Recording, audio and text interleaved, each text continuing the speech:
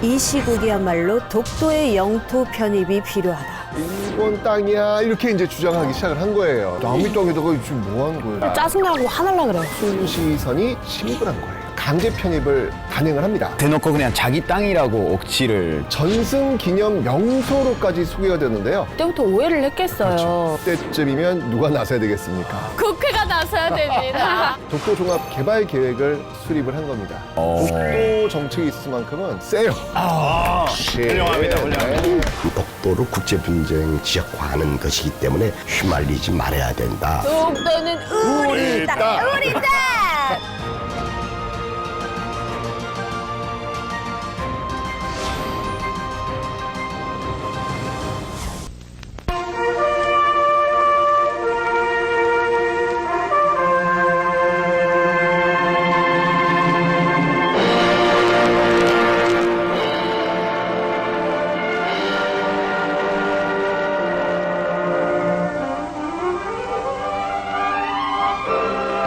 울릉도에서 동쪽으로 92km의 바다를 가면 두 개의 작은 섬이 있다. 이것이 독도다. 동경 131도 52분 22초, 북위 37도 14분 18초. 동해 북판에 있는 한국 영토 중 가장 동쪽에 있는 섬이다. 보통 지도에는 그려지기 어려운 작은 섬이지만 섬 주변에는 수산 자원이 풍부하고 한국을 지키는 동해 초소이기 때문에 독도는 우리 국민들이 항상 많은 관심을 가지고 있는 섬이다. 독도는 동도와 서도 두 개의 섬과 그 주변에 30여 개의 바위 등으로 된 면적 약 0.17평방킬로미터의 작은 섬이다. 독도에는 평지가 없고 식수가 귀해 주민이 살고 있지 않으며 잡초만이 바위 섬을 덮고 있다.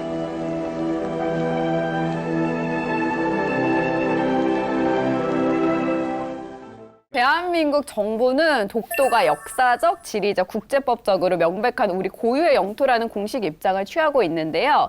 그 근거로 대한제국 칙령 제41호에 독도가 한국의 땅이라고 쓰여 있습니다.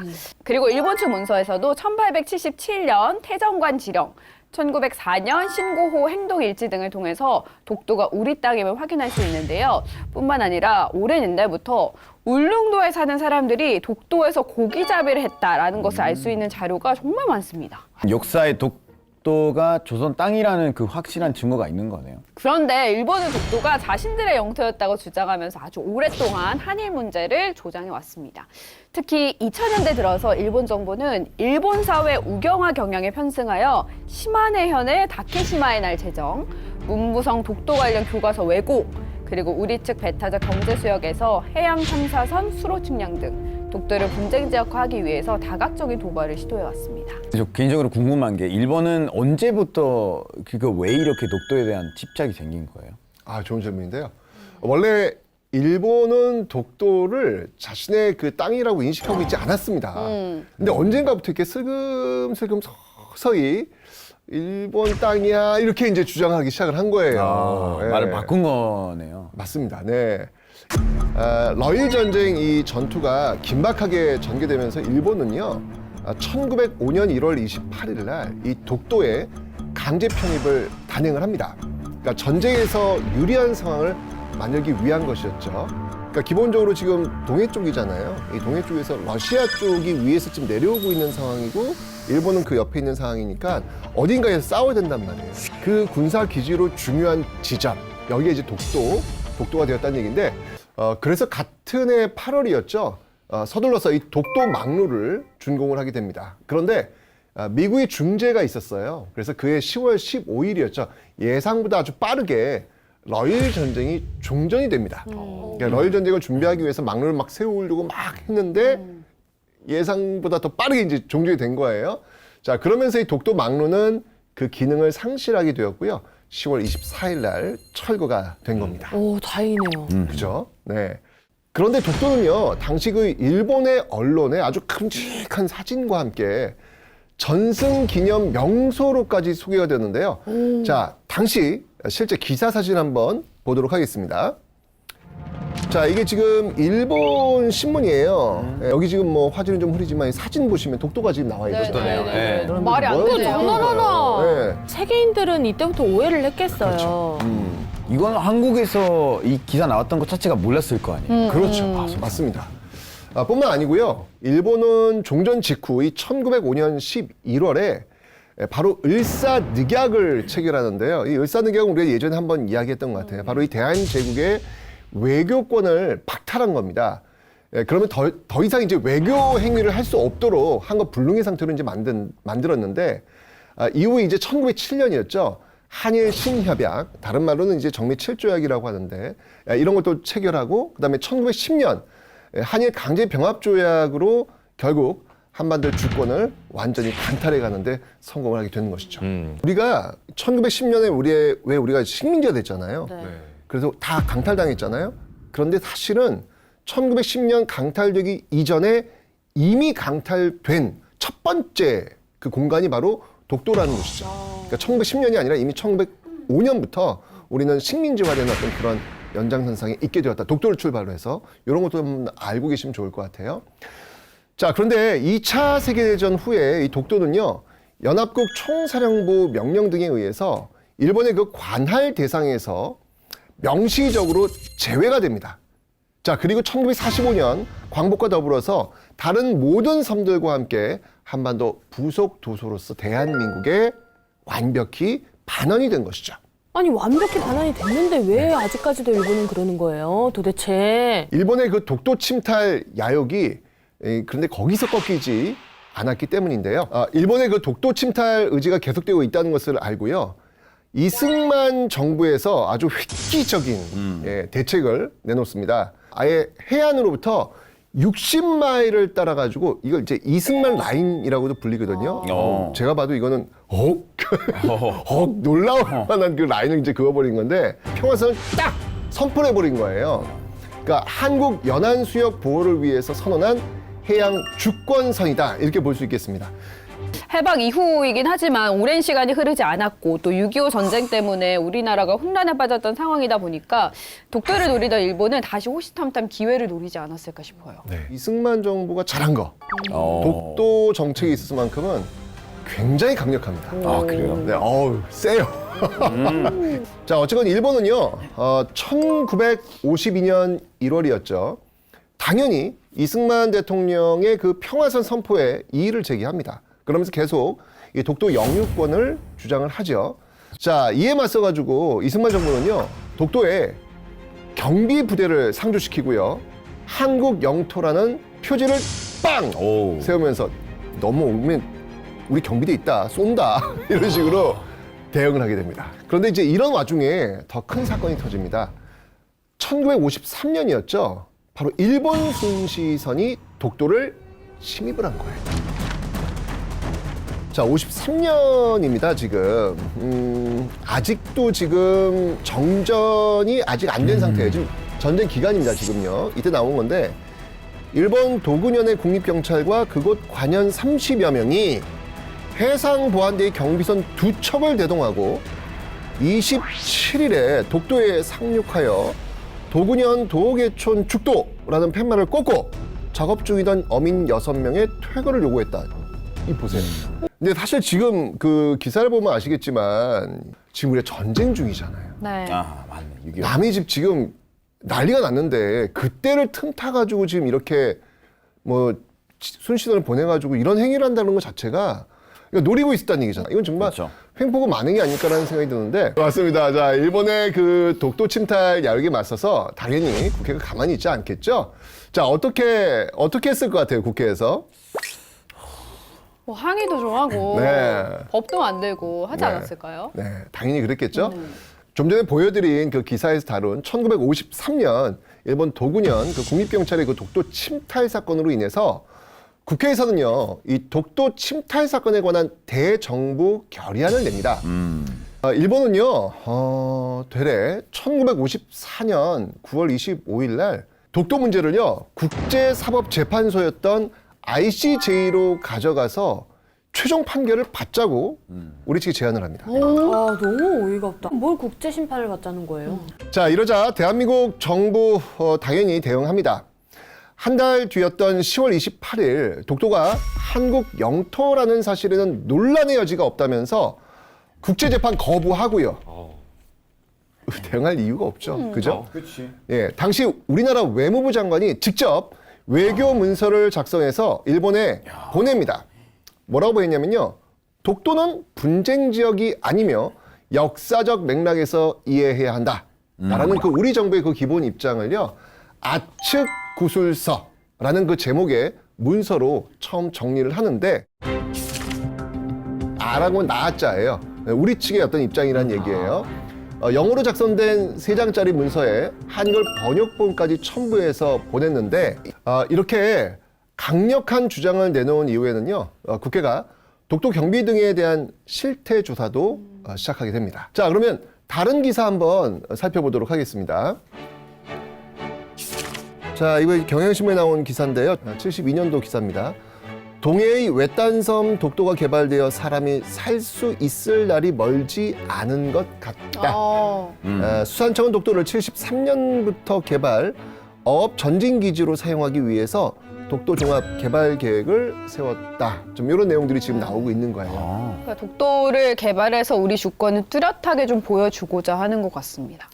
독도에 대한 주권을 대외적으로 확립하고 또 알리기 위해서 독도 종합 개발 계획을 수립을 한 겁니다. 일종의 독도 방어 전략 계획과도 같은 것이죠. 네. 이런 어떤 그 독도 종합 개발 계획 이후에 이런 어떤 모습들이 있기 때문에 가능한 게 아닐까 하는 생각이 드는데요. 자, 그럼 여기서 1970년대 독도를 지키기 위해 애썼던 모습 영상으로 한번 확인해 보도록 하겠습니다.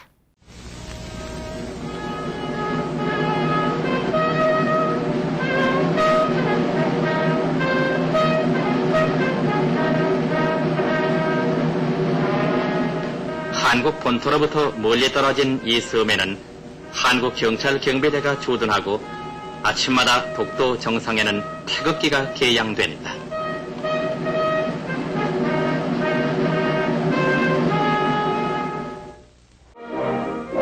독도를 지키는 경찰관들, 그들은 섬을 지키고 이 주변 바다의 안전을 위해서 24시간 비상경계 태세를 갖추고 있다.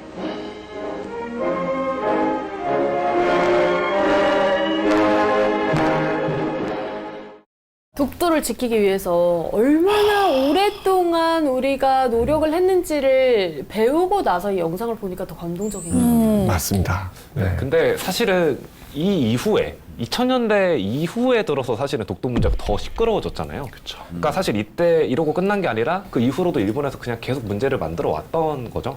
그게 일본의 전략이에요. 그래서 우리 국회는요, 2000년대에 들어가지고 이 독도 수호에 더욱 박차를 가하게 됩니다. 일본의 독도 영유권 주장이 도를 넘는 모습을 지금 계속 보이기 때문인데요. 2005년이었죠. 일본 시마네현에서 독자적으로 자신들이 만든 독도를 가리키는 명칭인 아까 우리 크리스찬이 얘기했던 데카시마. 다케시마. 네, 이 다케시마라는 표기를 사용해서 다케시마의 날 이걸 지정을 한 거예요. 와. 이 다케시마의 날 조례안 통과 이후에 한일 관계는 당연히 경색될 수밖에 없었죠. 그런데 어쨌건 간에 그 과정 속에서 일본 국민들의 이 독도에 대한 관심은 올라갈까요? 떨어질까요? 올라가요. 이슈가 되니까 이제 그 이후에는 교과서에도 실려요. 교과서 실려가지고 지금 뭐 독도 그들은 이제 다케시마를 얘기하는데 그거는 일본 땅이고 와우. 지금 한국이 불법으로 거기를 지금 점유하고 있다. 이런 식으로 지금 교과서 서술을 하면서 자라나는 세대들한테 좀 교육을 시키고 있는 대박이다. 그런 상황이 되는 것이죠. 결국 이런 왜곡된 진실이 화제성을 가지고 주목을 받게 되는 정말 위험한 상황이 그때부터 지금까지 계속 이어지고 있는 겁니다. 자, 이렇게 되면 우리 국회는요, 일본국의 독도 영유권 주장 규탄 결의안, 일본 시마네현 의회가 지정한 독도의 날 조례 폐기 등 촉구 결의안, 또 일본국의 독도 영유권 주장 중단 촉구 및 대한민국 독도 영유권 수호 결의안, 이런 것들을 계속 상정을 합니다. 영상으로 한번 확인해 보도록 하겠습니다. 본적의 독도인 통일외교통상위원회 박계동 의원입니다. 일본국의 독도 영유권 주장 중단 촉구 및 대한민국 독도 영유권 수호 결의안에 대한 제안 설명을 드리겠습니다.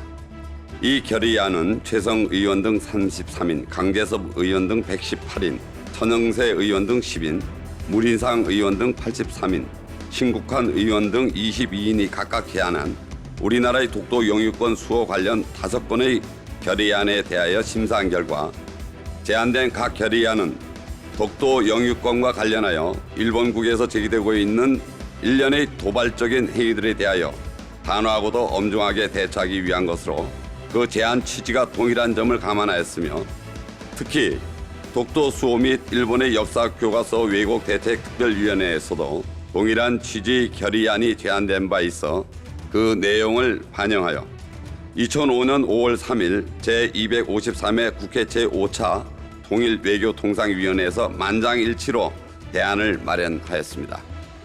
자, 그리고 이후요. 2008년이었죠. 독도 수호 및 역사 왜곡 대책 특별위원회를 구성을 합니다.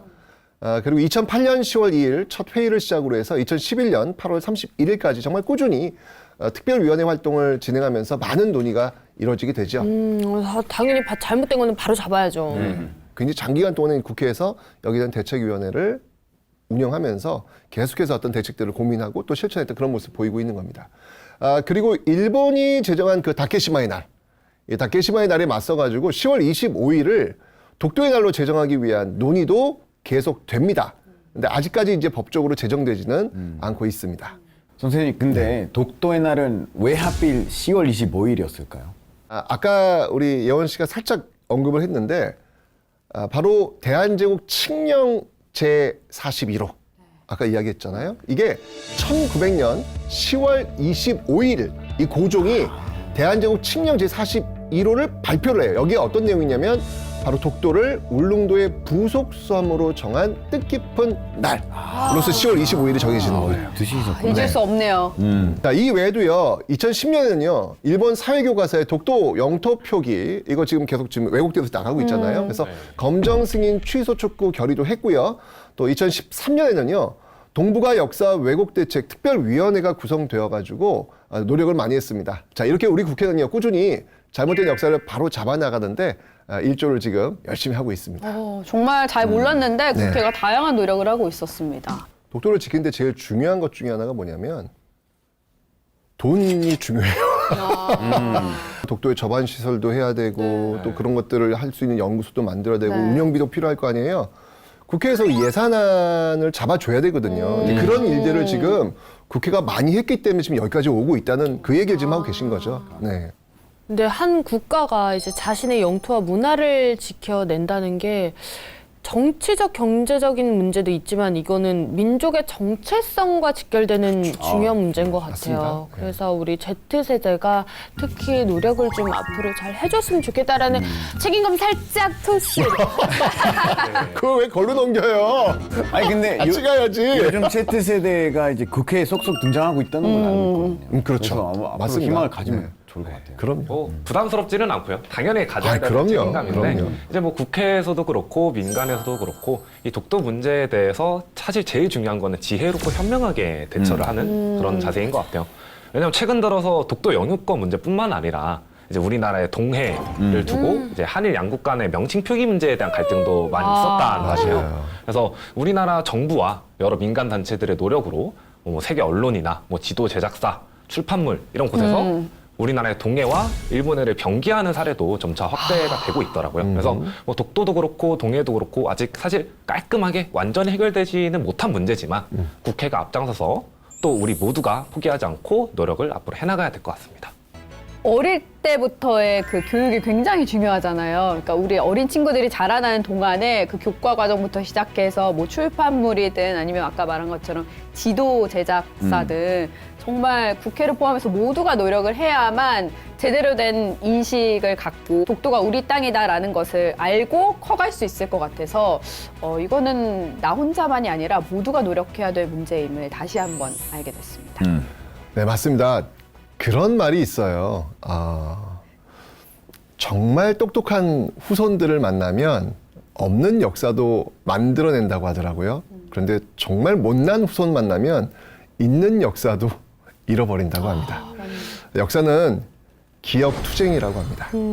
그 역사를 기억하고 있는 자들이 그 역사를 소유하게 된다는 사실.